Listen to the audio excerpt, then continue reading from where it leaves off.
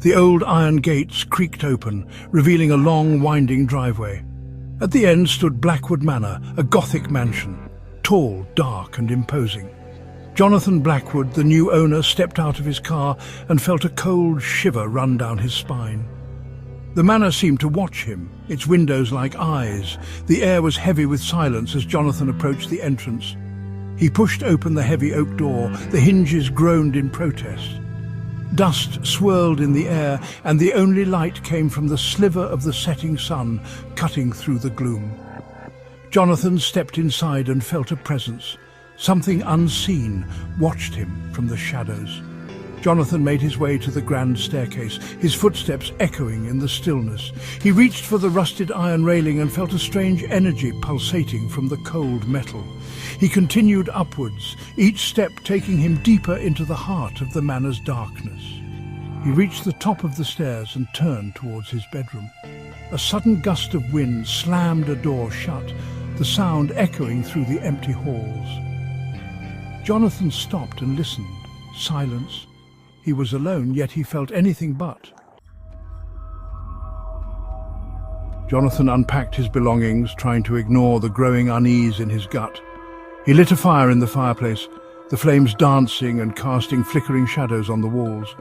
He sat down in a dusty armchair, attempting to relax. But the silence was broken by whispers. They seemed to come from within the walls themselves. He tried to ignore the whispers, telling himself it was just the wind, but the whispers grew louder, forming words he couldn't quite make out. Jonathan got up and walked towards the source of the whispers. They seemed to be coming from a painting on the wall. The painting was of a woman, beautiful, with long flowing hair and piercing blue eyes. Jonathan stared into her eyes, feeling drawn to them, as if she were trying to communicate something. The whispers grew louder still, and he swore he heard his name. Jonathan reached out and touched the surface of the painting. His fingers sank into the canvas, which was cold and damp. He pulled his hand back in shock, and the whispers stopped abruptly. Silence descended once more upon the manor. Jonathan stood there, a chill running down his spine. He was being watched. The next few days were filled with strange occurrences. Objects moved on their own, doors slammed shut without reason, and Jonathan kept seeing a fleeting glimpse of a figure, a woman dressed in white. She always seemed to vanish around corners, like a whisper in the wind. He tried to convince himself it was his imagination, that the isolation of the manor was playing tricks on his mind, but deep down he knew better. There was something else here, something ancient and malevolent. It was as if the manor itself were alive. One night Jonathan woke with a start. He had heard a noise, a soft, mournful cry. He got out of bed and crept towards the door, slowly opening it. The hallway outside was bathed in moonlight, and at the end of the hall he saw her, the lady in white. She stood there, her back to him, her long white gown flowing behind her. She was crying softly. Jonathan felt a strange mix of fear and pity. He wanted to help her. He took a step forward, and the lady in white turned. Her face was pale and gaunt, her eyes hollow pits of despair. She opened her mouth and let out a blood-curdling scream. Jonathan stumbled back in terror as the lady in white vanished, leaving him alone in the moonlit hallway. His heart pounded in his chest. He had to know who she was and why she haunted Blackwood Manor. He began to search the manor, looking for clues to the lady's identity. He checked every room, every nook and cranny, but found nothing. Then one day, he stumbled upon a secret hidden behind a bookcase in the library. Jonathan pulled on the out-of-place book, and the bookcase swung open, revealing a small, dusty room. He stepped inside, the air thick with the smell of decay. Cobwebs hung from every corner. A single wooden chest sat in the center of the room. Jonathan knelt down and opened the chest.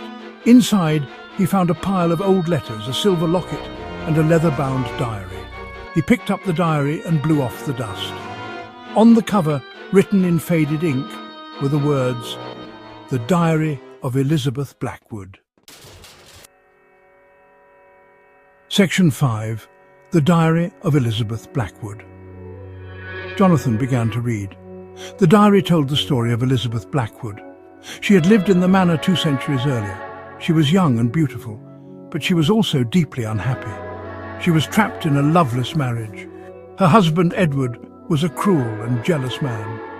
Elizabeth wrote of her despair. She wrote of her longing for freedom, and she wrote of her secret love affair with a young man named William. William was kind and gentle. He made Elizabeth feel truly alive, but their love was forbidden. One day, Edward discovered the affair. He was consumed by rage. He murdered William in cold blood. Then he turned on Elizabeth. He locked her away in the hidden room.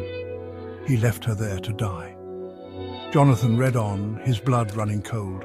Elizabeth's entries became more desperate. She wrote of her fear. She wrote of her fading hope. And then, on the last page, she wrote of her revenge. She had called upon a dark force. She vowed to haunt Blackwood Manor forever. She would seek her vengeance on Edward's descendants. Jonathan slammed the diary shut. He stared at the walls of the hidden room. He felt a cold dread grip his heart. He was Edward's descendant. He was the target of Elizabeth's wrath. Jonathan knew he had to do something. He had to appease Elizabeth's restless spirit. He decided to hold a séance. He hoped to contact Elizabeth. He wanted to reason with her. He gathered candles, incense, and an old Ouija board. He set them up in the drawing room. He sat down on the floor. He placed his fingers on the planchette. He closed his eyes. He focused his mind on Elizabeth. "Elizabeth," he whispered, "are you there?" The planchette moved. It slowly slid across the board. It stopped on the letter Y. Jonathan's heart skipped a beat. He continued to ask questions. The planchette moved again and again. It spelled out chilling answers. Elizabeth was angry. She wanted revenge, and she would not rest until Jonathan was dead. Jonathan's blood ran cold. He had made a terrible mistake. He had angered Elizabeth further. He had sealed his own fate. Jonathan ripped his fingers off the planchette. He scrambled back. He looked around the darkened room. He felt eyes on him. He was being watched. Suddenly, the candles flickered. The room was plunged into darkness. Jonathan felt a cold hand close around his throat. He gasped for air. He thrashed about, but the grip tightened. Then, just as suddenly as it began, it stopped.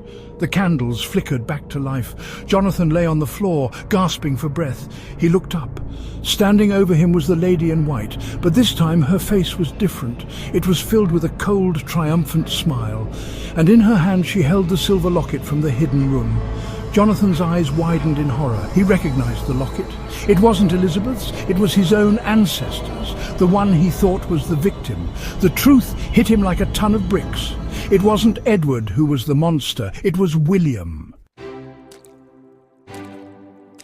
William, disguised as the meek lover, had seduced Elizabeth. He wanted Blackwood Manor for himself. He convinced Elizabeth to help him kill her husband. But after the deed was done, William betrayed Elizabeth.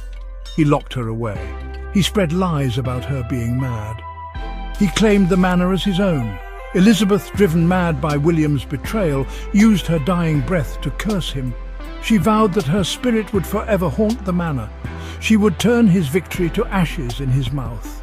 No Blackwood would ever know peace within these walls again. William, fearing her curse, tried to hide his secret. He hid the truth in the locket. He bricked up the room. He hoped to trap Elizabeth's vengeful spirit with her truth. But he underestimated the power of a woman scorned.